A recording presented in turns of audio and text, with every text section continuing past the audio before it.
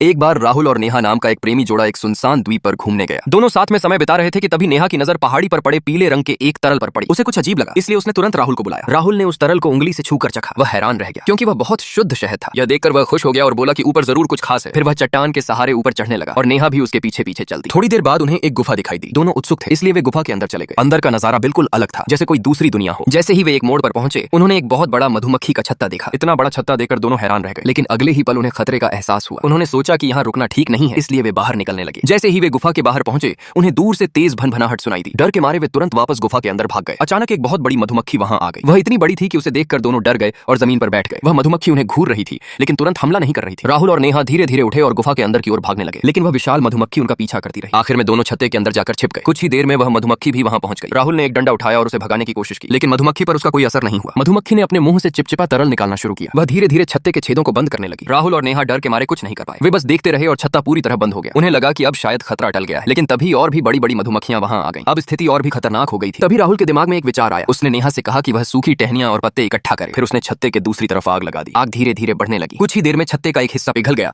और उसमें छेद बन गया। जैसे ही मौका मिला, राहुल और नेहा चुपचाप उस छेद से बाहर निकल गए। वे पीछे मुड़कर भी नहीं देखे और तेजी से वहां से भाग गए। इस तरह दोनों ने समझदारी से काम लिया और अपनी जान बचा ली।